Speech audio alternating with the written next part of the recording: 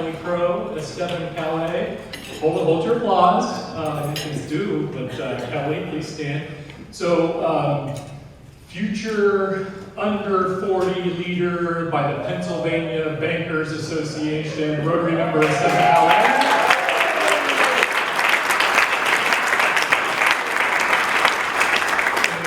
I don't see her popping in, but we certainly want to celebrate, even though she's not here, a new doctor in our house. Dr. Tony Otry received her PhD after a long slog. We'll give her a big round of applause. Many of you participated last week in Rotary at Work. 75 of us went to 6 businesses who are in Rotary last week for phenomenal programs, learning about those businesses. And putting that program together is a gargantuan task, and Kelly Crow does it phenomenally. Let's give a big round of applause for her. All right. I call this meeting of the Rotary Club of Cincinnati to order, and let's have Janet Metzelar and Bill Stilley lead us in the national anthem. Bill? As you're singing the national anthem this afternoon, we do this every week, and we sing it by rote. But if you can imagine Francis Scott Key standing on the deck of a British prison ship that had a hold filled with American prisoners, and he watched his homeland being bombed with rockets and bombs, and wondering what was going to happen. And he penned this poem, which later turned into a song. It's actually a British pub song. So let's sing together and think what it's all about with gusto.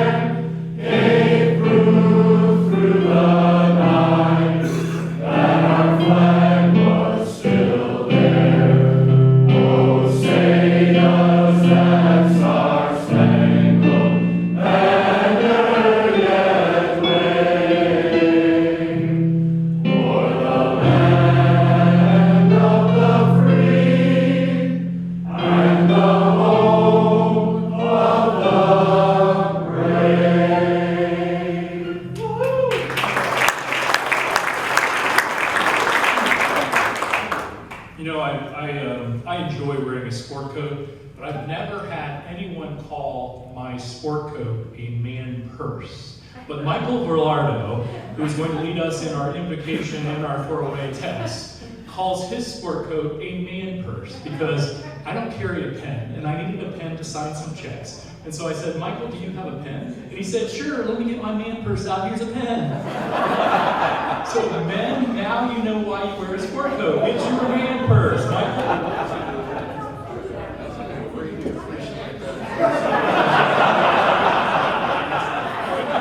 Pen, phone, glasses, cough drops. It's a man purse. It's a great area. O God, source of all that is good and all that is generous. On this day, September 21st, we know that the day marks the changing of the seasons, and we're reminded the seasons of the calendar year and the seasons of our lives. Each season contains its own beauty. May we see the beauty in each. But September 21st also marks another day, World Gratitude Day. This is a day that reminds us to ground ourselves in thankfulness, for we are indeed a fortunate people.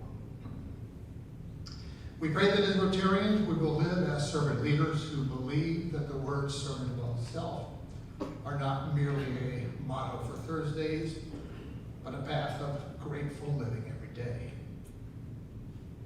One person wrote, when you are grateful, you are not fearful. And when you are not fearful, you are not violent. You act out of a sense of enough, and you are willing to share. Ground us in gratitude. This afternoon, we're going to learn more about one of the gems of Cincinnati, CET ThinkTV. Probably each person in this room and on the Zoom access has benefited from the programming in public televisions. The freedom that supports public television, where different views, speakers who challenge us, and programs that introduce us to people in places we might never personally know. It's both a privilege and precious. May we pause to savor such blessings in our lives. And may we do so today. We pray that we move toward opportunities of service and not away from them. And as we serve, may we be used to lift up, to bring greater unity, and to make a difference that both leaves a legacy of service and transforms the parts of the world that we touch. It is with grateful hearts for this world, this day, and the privilege of this hour that we pray in all the holy names of God. Amen. Amen. Now join with me in the things that we think, say, and do as Rotarians. Is it true? Is it fair to all concerned? Will it build goodwill and better friendships? Will it be beneficial to all concerned? I think you can take your seats. Thank you, Michael. And as Pat Neal Miller, our Sergeant of Arms, is making her way to introduce our visiting Rotarians and guests, I'd like to invite all of our visitors and guests to come back to another meeting as well. We meet here at the Phoenix for the next 4 weeks. And then what I'd really like to do is invite those guests and all of you Rotarians to make sure that for October 26th, you have signed up for Rotary Due Days. You see the signs behind me, but you must sign up for that meeting because we are moving our meeting that day to Stepping Stones in Norwood, where we will together participate in packing 12,000 meals in combination and partnership with the UC Health Food is Medicine and Sam Hubbard Foundation. And so we need all of you. We have 55 slots filled. We have 100 to fill that day to be able to do that work. So all of you Rotarians today, tomorrow, need to go to the link that's in your raise and sign up for that meeting as quickly as possible so that we do not have to go and recruit others to fill the spots that we want Rotarians to be filling on that day at Stepping Stones in Norwood. Okay, let's meet our visiting guests and other Rotarians. Pat. Good afternoon, everyone. He is such a hard act to follow. All right, it is my pleasure today to introduce our guests and prospective members. And as I call your name, if you would please stand up so we can recognize you. The first one is Kelly Young, Cincinnati Association for the Blind and Visually Impaired. She is the guest of Patsy Vaughn. All right, our next guest is Dan Maxwell from UC Health, and he is the guest of Kelly Cole.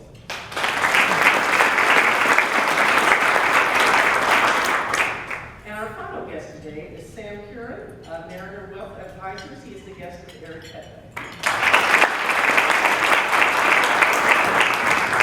Thank you. Thank you, Pat. And as you all know, Paul Harris founded Rotary in Chicago because he was looking to bring together business people in the corruption that was going on, bringing together ethical business people to do good. So it's very appropriate every single week that we celebrate one of our members and their business and their interests through our member sponsorship, our sponsorship program. So thank you to all of the sponsors who step up and help fill a place in our budget that we desperately need. And today's meeting sponsor is Patsy Vaughn. Patsy?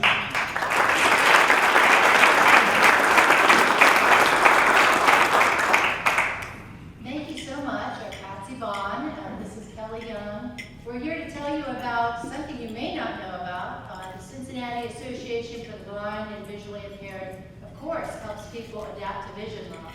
But we also provide as much employment as we possibly can. And one of the ways we do that is by selling office supplies.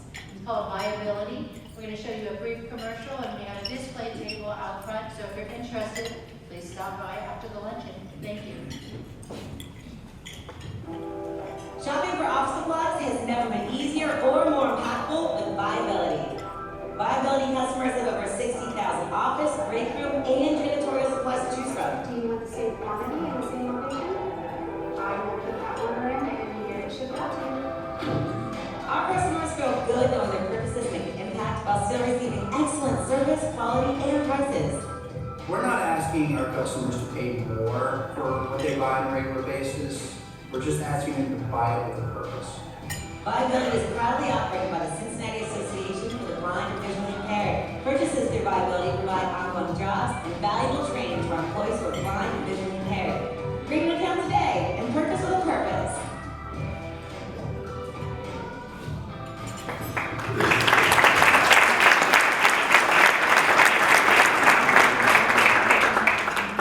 Thank you, Patsy and Kelly. Please do business with fellow Rotarians. All right, celebrating birthdays today, Scott Hoberg, actually today. Happy birthday, Scott. And Pete Armstrong. And Pete's going to come up and talk about celebrating birthday. And he's also going to talk about Rotary after hours. Thank you, President Doug. And I've got actually something else that I want to talk about, share with you all before we get to that business. This past Tuesday, the annual Past President Society dinner was held. We gathered to vote on the most recent candidate to come before us. After much discussion, pro and con, Steve was duly elected to join our ranks, and we welcome him warmly.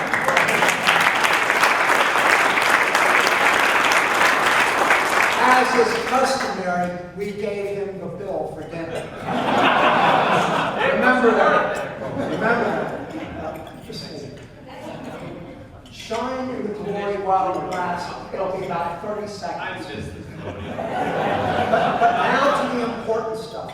On Friday the 13th, we will be having a Rotary after-hours party at the home of Janet Metzeler. In Miami Township off Ward's Corner Road. Now, I know you're all concerned about being out of your safe place on Friday the 13th, but be not afraid, we have you covered. Good luck charms abound. We have a wishbone from one of the turkeys that Jack Scott shoots down in Alabama.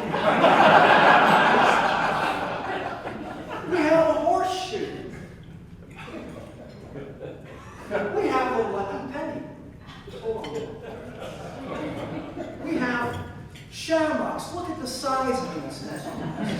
Shamrock. Jim Crowley gave me those. He said they grow in his backyard.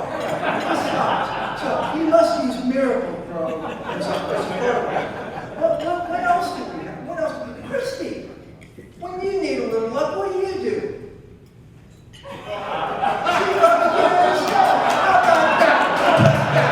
So you don't need to worry about any bad things happening. The worst that can happen is that you don't join us. So be at Janet's on Friday the 13th. Steve, do you have anything to say about that?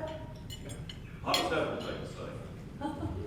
Come on and be my little good luck charm on. I want a good luck charm hanging on my arm to have or to hold or tonight.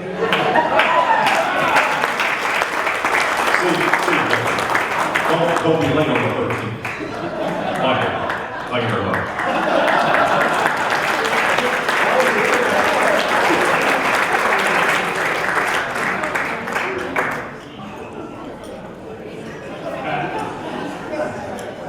Pat, you said you didn't know how you could follow me. How do I follow that?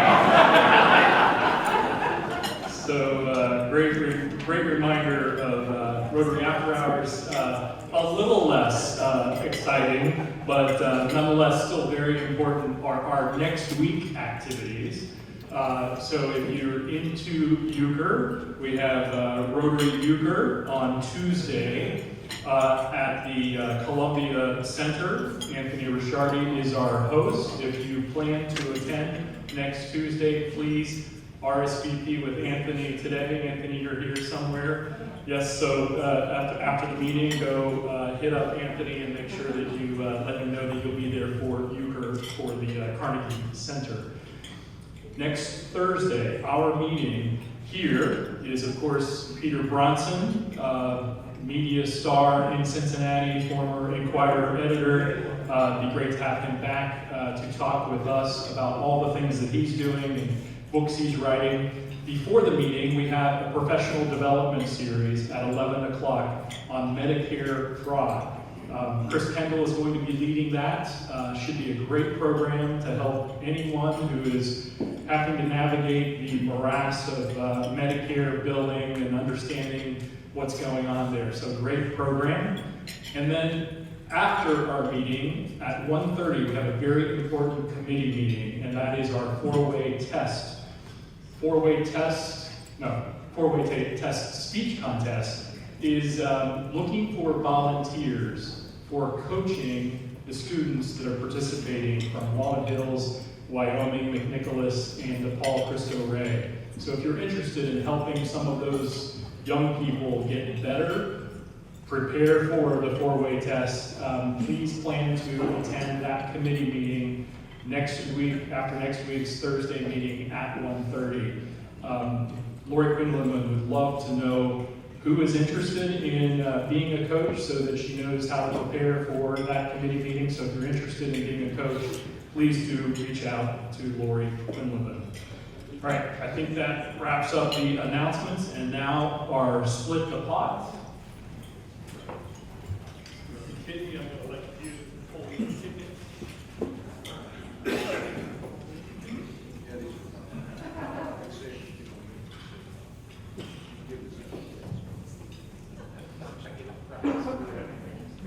The number is 470963. That's what you get for spending 13 weeks in Michigan. Awesome, very good. And so Jane, you are the winner of $40. The rolling pot is now up to $759. So let's see if you can pull that Queen of Hearts and win that rolling pot. Warm vibes.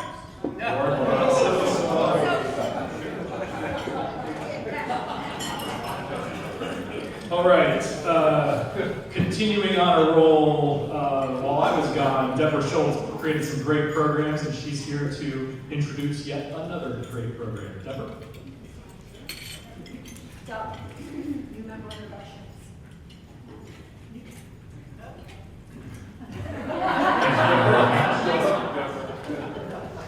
Andy, I thought you were supposed to remind me, and you were reminding me. You were standing back there waiting for me to introduce you. So we have two-member introductions, actually two members introducing three members. So Andy's on going to introduce two members, and then Eric Hill is going to introduce yet another member. Andy.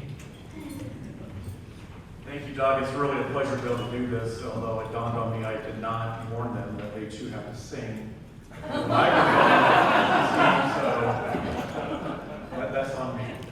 It's my pleasure to first introduce Lawrence Norman. Lawrence has been all over the country, from Hampton, Virginia, to Orange Park, Florida, El Paso, Texas, and now Fairfield, Ohio.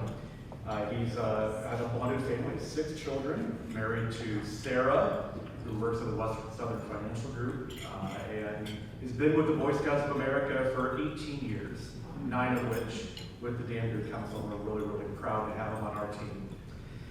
He's a former college football player, actually a Hall of Fame inductee at the University of Texas at El Paso.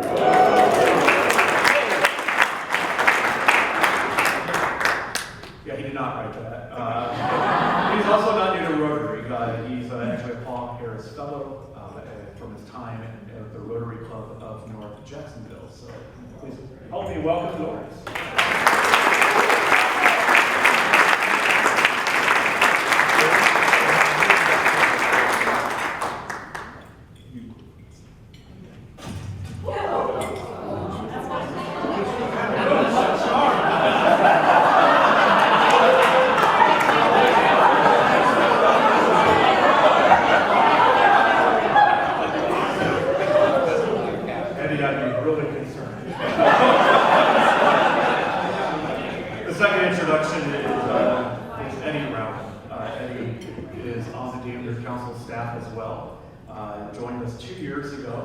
Chief Development Officer, responsible for leading our fundraising efforts throughout Greater Cincinnati.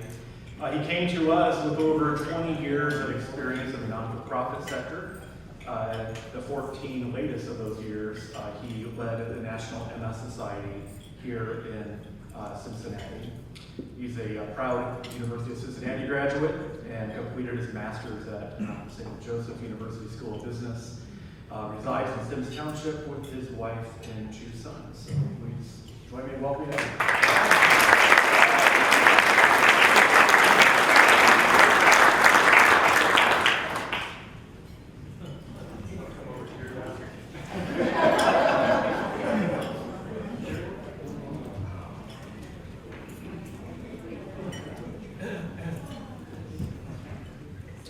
I'd like to welcome Chris Warner. Chris is a financial representative of Lifetime Financial Growth. I met Chris about 6 months ago at a networking event. As a financial advisor myself, I spend most of my time out networking, meeting new people, but I quickly realized Chris is probably the one in the room that does more networking than myself. Chris grew up in Geneva, Ohio, which is about as far away from here as you can get, with staying in the Ohio limit. He's a big-time football fan. He's a season ticket holder of the Cleveland Browns. I did not know that when I invited him. He likes to spend his free time kayaking, snowboarding, and bowling. Gary. I got him. He's engaged. Him and his fiancée Gina are planning their wedding for next September. Chris is a veteran of the Navy. He served 5 years in active duty upon graduating high school.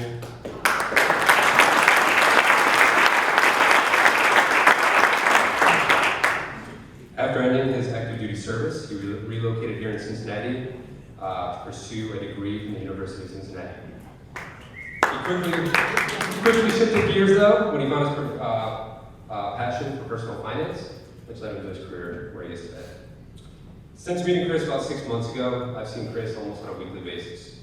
He's extremely active and connected within the local community, both on this side and the other side of the river.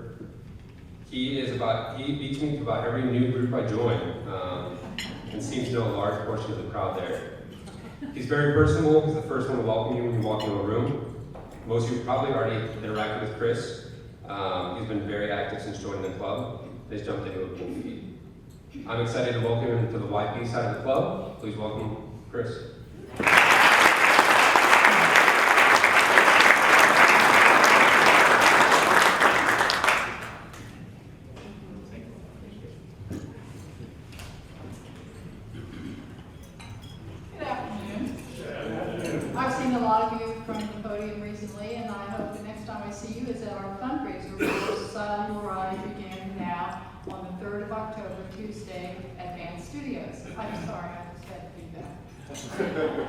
I'm here to introduce Dorothy Kitty Lensman.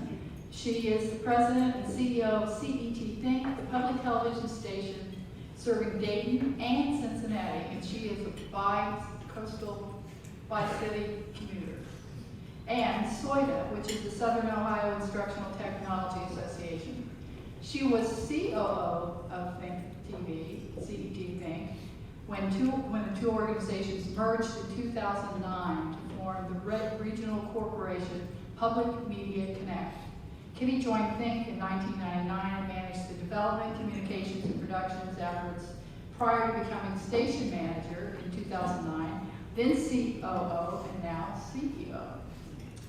Kitty began her 35-year career in public media in San Diego. And from reading her resume, she's held practically every job you can have at a public television station and beyond. She's a graduate of San Diego State University Telecommunications and Film School with a minor in business management. After San Diego, she took positions with Miami Public Television. She worked for Oregon Public Broadcasting, fundraising for their national productions. She and her husband moved to Southwestern Ohio after all those exotic cities in 1999, where she went to work for Think. An active volunteer in both Cincinnati and Dayton, and she really does work in both cities. Kitty serves on the board of Close Good Work and Cranston Classrooms. She's also a member of the Cincinnati Arts Leadership Group. She volunteers in both communities for many nonprofits. Maybe we can get her to help us with our due days next year. And activities. She's also the president of Ohio Educational Television Stations Incorporated and a member of the Public Broadcasting Management Association. She and her husband Rob enjoy time with family, cooking, playing golf, and spending time together on their horse farm in Champaign County. Now, many of you in this audience worked on the action auction for the past decade when I revived our club's participation after a long hiatus. Thank you. It was a lot of fun, wasn't it? And that's changed, and maybe Kitty will tell us a little bit about how the auction has changed. And we not only now have been sponsors of the auction, along with a great list of communities and companies, nonprofits in our regions, but we gave a gift to ThinkTV, and that was Richard Lajeunesse. He was one of a few who could correctly pronounce all the names of the French, Italian, and German wines being auctioned off on the busiest sale day of the country. I'm so glad you were here today, Richard. Anyway, thank you, Richard, and thanks to all who participated in that fun time at the action auction. It's with pleasure and your warm welcome that I turn the podium over to Kitty Lensman.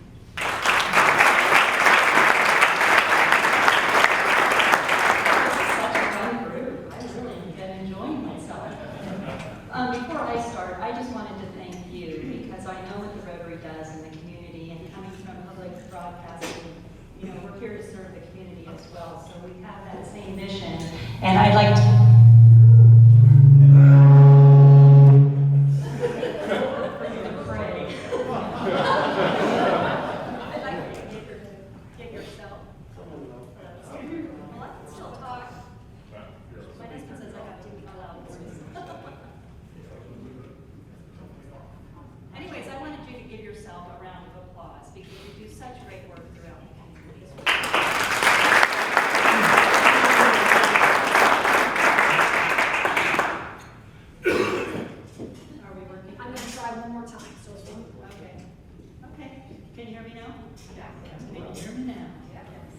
Okay, so what I thought I would do is, how many of you are viewers? Okay, and I hope all of you are members too. That's my plug. Just kidding. What I thought I'd do is talk to you a little bit about what you may not know about public broadcasting, how we're funded, what we do, and how we serve the community, besides what you watch on our air. So I'm going to start with, get us in the spirit, the screen to here. And I'm just going to show you a quick spot. It doesn't matter where you live or how much money you make. Public broadcasting gives you a front row seat to history, the arts, news and information, and children's programming. These are the reasons 170 million Americans choose PBS each month. We're part of our local community, supporting our schools, celebrating our heritage, and preparing our children for a better tomorrow.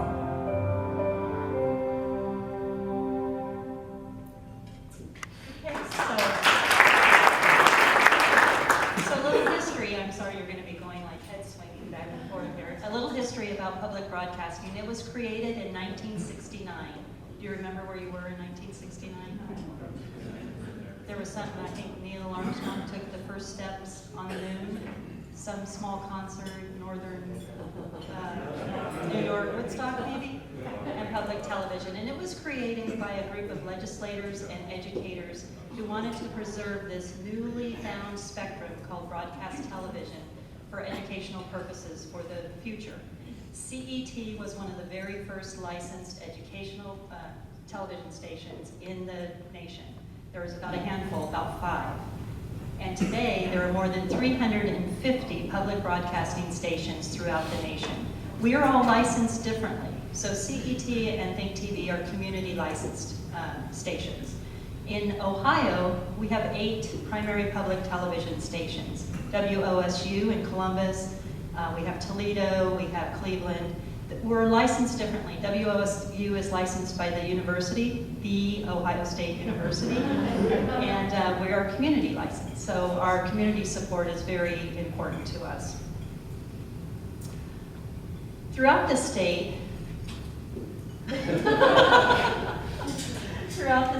we're very collaborative. So even though we're different, we're not competitors. Like network television would be, commercial television are more competitive. We collaborate together. We work on content together, creating programming that goes statewide. I'm going to talk a little bit about an education program that we've embarked on a little bit later. And we also air the Ohio Channel. That is your legislative sessions that happen at the State House. And if you're curious about different issues, that's an area that you can look to for information. Here in Southwestern Ohio, so ThinkTV and CET, our reach goes as far north as Lima, and we broadcast almost over to Columbus, as far south as northern Kentucky, and almost to Indianapolis. And we're watched by about 1.7 million viewers in a given month. So I want to talk a little bit about our funding model. I think there's been questions and myths about how public television is funded. Are we federally funded? Do we get subsidies from the cable channels? No. So this is a model that I would just like to share on our federal level. Congress each year appropriates a budget for the Corporation for Public Broadcasting. That is our federal funding arm.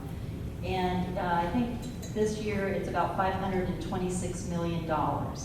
So that money goes to CPB, the Corporation for Public Broadcasting, and CPB sometimes gives a little bit of that money to PBS for special initiatives like American Graduate or workforce development projects, and some of that money might go to NPR for journalism projects on a national scale, not very much of it. The majority of that money comes directly to the stations, and if you include NPR stations, that's about 1,000 public media stations across the nation. That money is not just like a given. So if there's a formula that's based on what's your market size, how many people do you serve, what's your viewership, how successful are you in the community raising local dollars, and that's a formula that then CPB gives us a community service grant. Well, there's a lot of accountability with that. It's not a given, and we have a lot of reporting to do. To us, that represents about $2.2 million. It's less than 15% of CET and ThinkTV's funding. So specifically, how is CET funded? If you're a member, where do your dollars go, right? Next.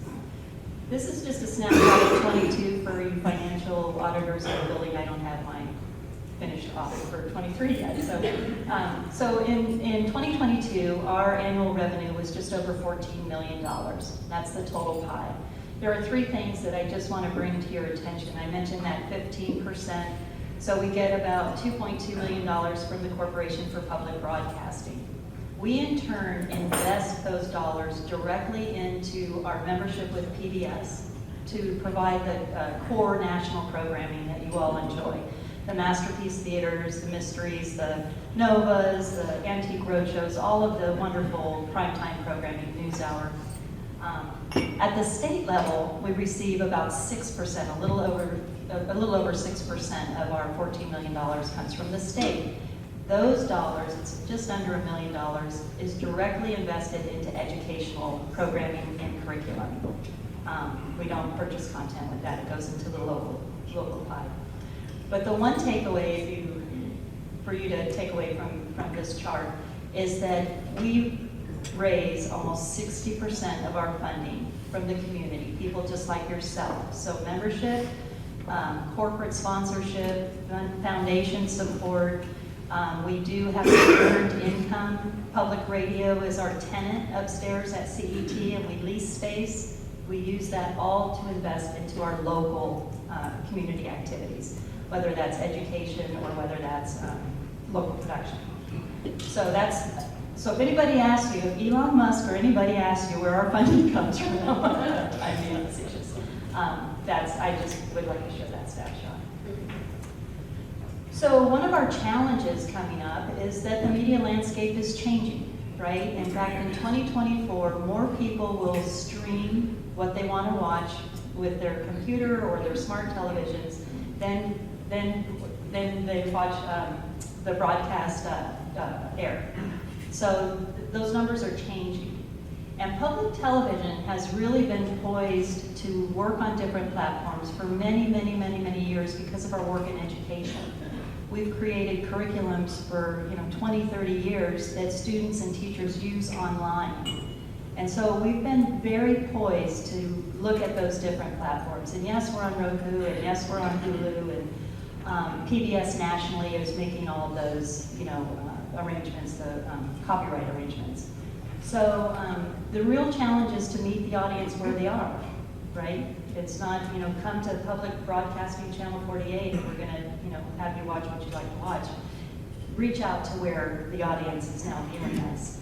So I think I have this spot. Yeah, I'd like to show you, this is just a sample of someone who's enjoying public television on a different platform. Spending time with my boys is precious. I love being a dad. It's what I cherish above all other things, especially now. I was deployed to Iraq and served there for just over 12 months. I am certainly proud, but more grateful for that opportunity.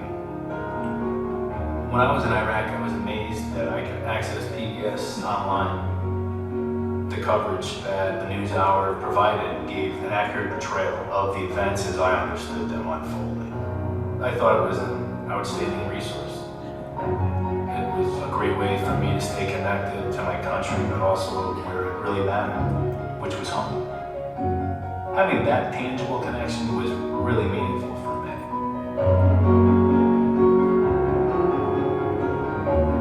PBS is something that I trust, and what they reflect to me is what's best about my country.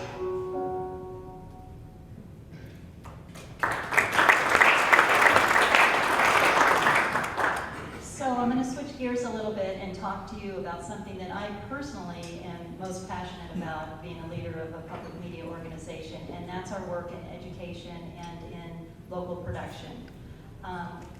We are educators, and we have a staff at CET and ThinkTV, a staff of just about 70 people. 30% of the staff is dedicated to education. So it really is critical to what we do and how we want to serve our students and families in our communities.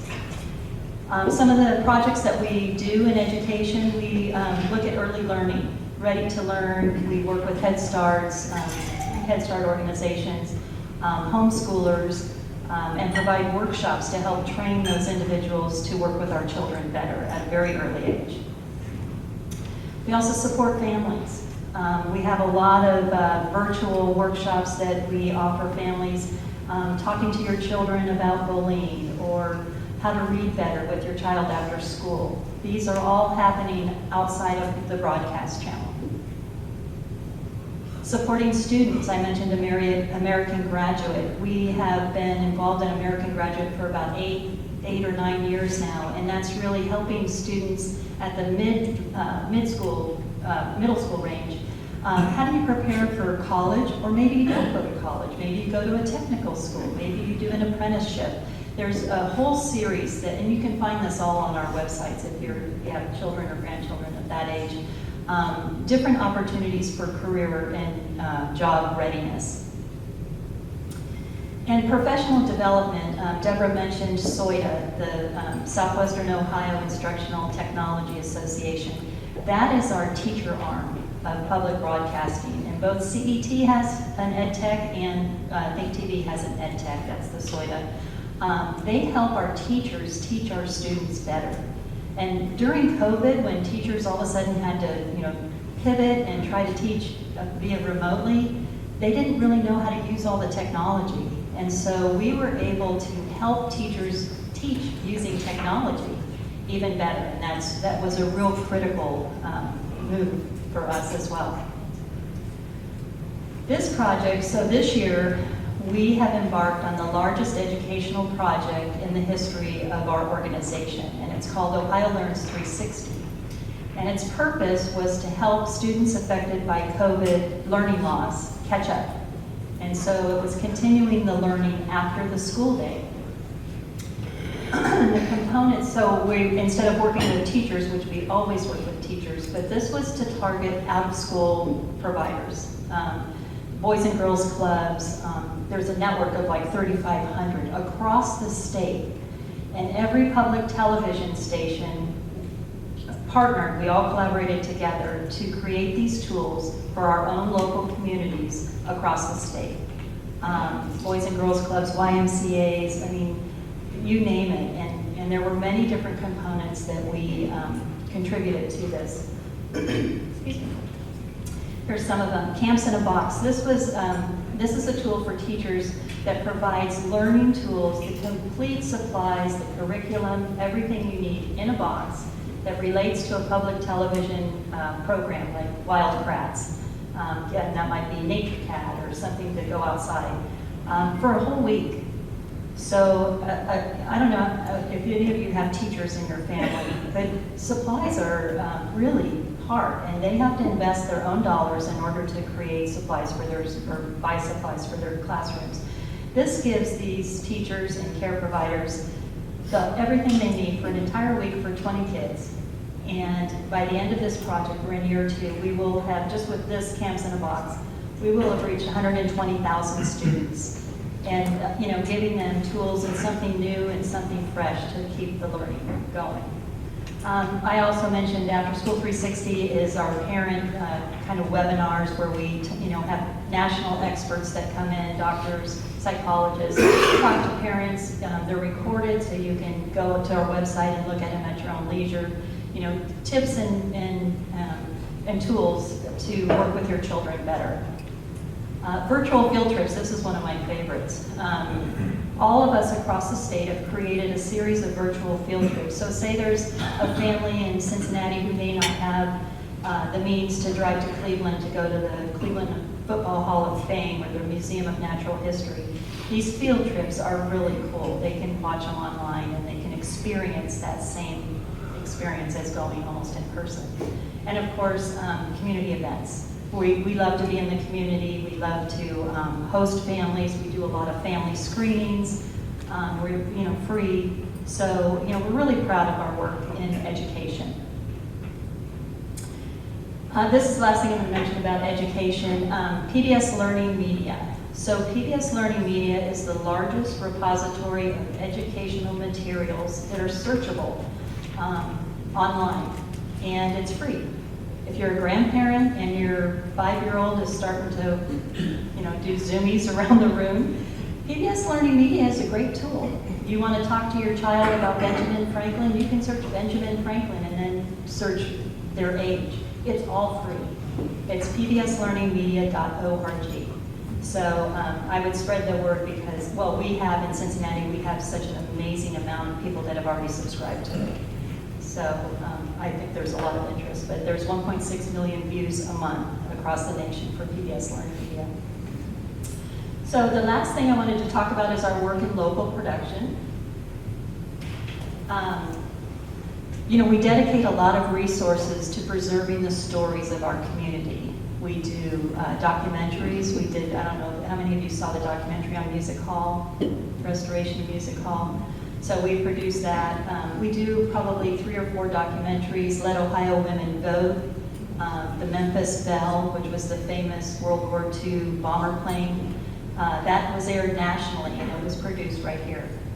So we're very proud of our local production work, and our community funding supports that. We also have a lot of partnerships in the arts. We have two weekly art shows, with Barbara Keller and the art show hosted by Rodney Veal, that really showcase the artistic talent in this community and communities out, around us in our viewing area. And that's a project that's also shared with other stations nationally. So someone in Chicago could see something that the May Festival, of course, did here. We've had over 120 of our local segments aired nationally. So there really is power in preserving those stories and sharing what we do and the talent we have here with others across the nation. And I'm going to show you this is like a little sizzle reel of, this is all local production work, education, I should mention this too, education and local content. Our work in education, in a given year, we will produce between 30 and 50 video pieces. Video, either it's a long format program, or it's a series, or it's educational. 50% of that work is dedicated to education. So you may not see it on our air, but teachers are using it, and students are using it, and we're sharing it with other educators across the system. So take a look at this.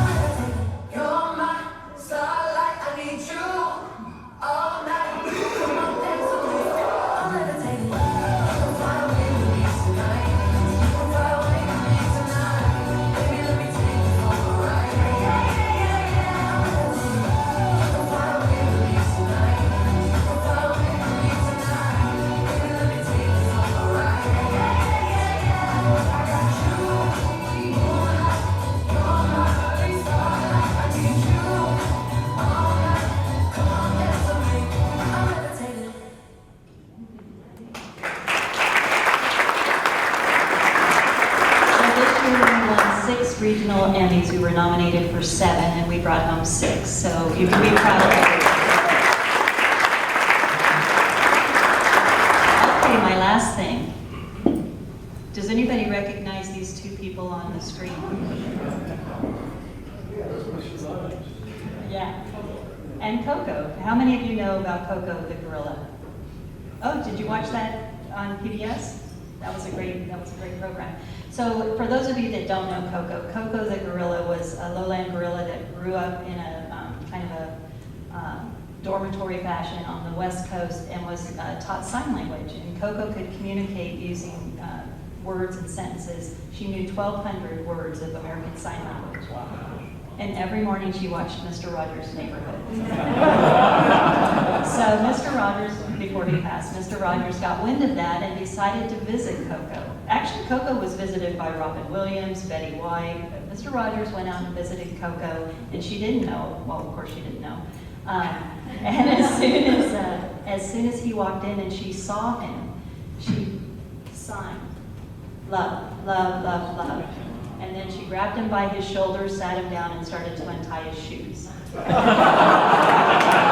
what he does on his show every morning, right? So the moral of my presentation is there is something for everybody. Thank you very much.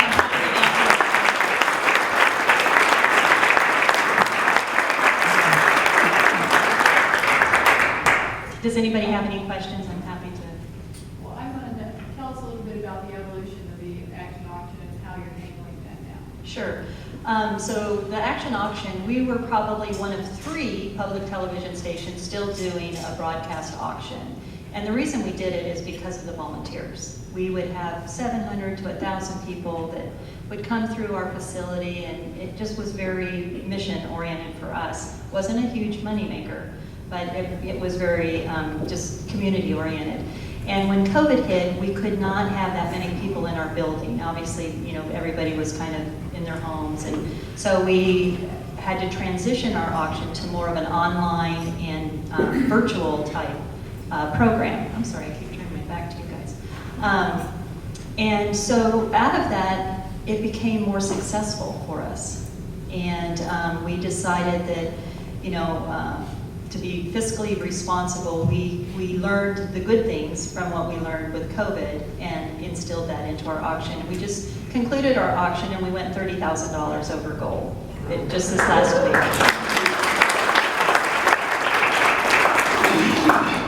Any other questions? Hi, Pete. Hi. Okay, so we've been members of CET, ThinkTV for a long time and enjoy all the programs and so forth. But there are particular times throughout the year when we just flat out don't watch. Would that be pledge? Yeah. And that's because things that are being broadcasted, you know, we don't have that interest. Right, you're among friends. So pledge our membership campaigns that come on 3 times a year. That's a very tired fundraising mechanism in our system, and we're looking at that right now.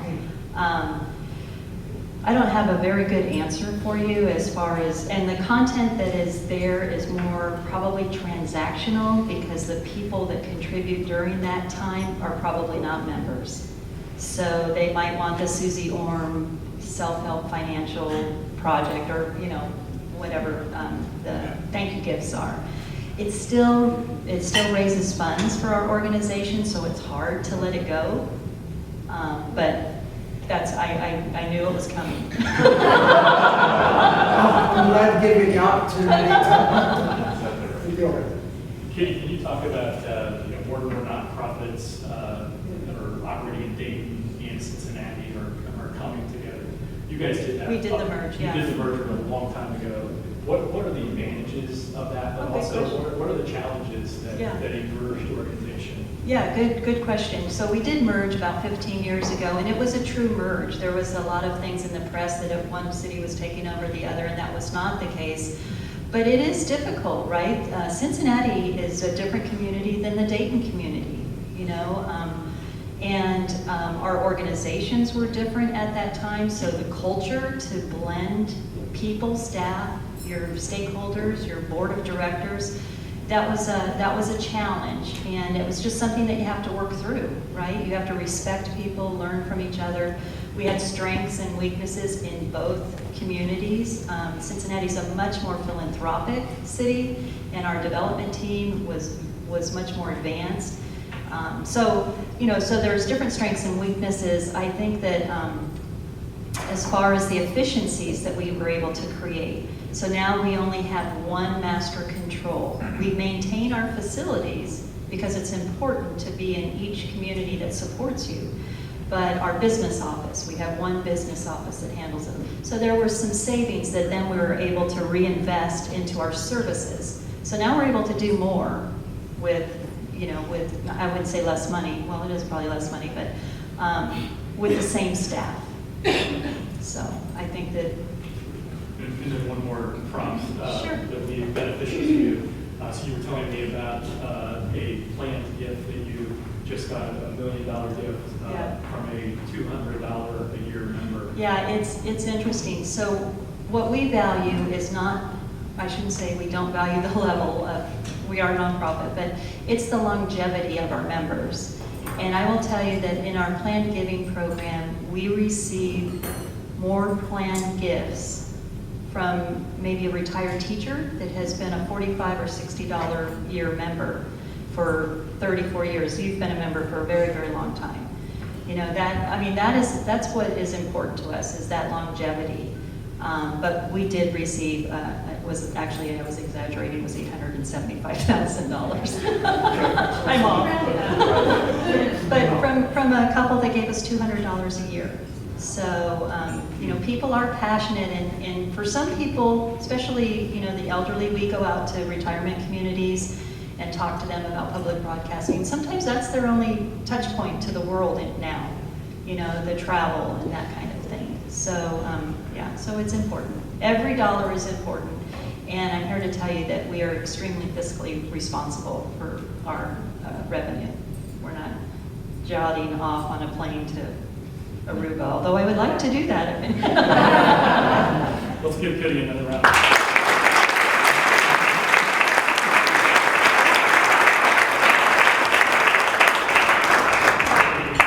We have a small token of our appreciation for you speaking, a coin with the city of Cincinnati skyline, and then our 4-way test on the back. We're also making a donation in your name.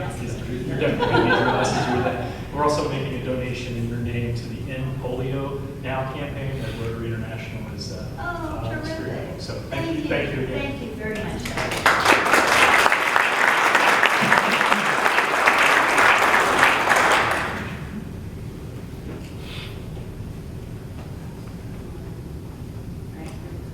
Thank you so much. Thank you all. Our committee meetings today are environmental sustainability, as well as professional development in the tea room and the president's room downstairs. Make it a great week, and thanks for being a part of the best club, and have a great day. Thank you.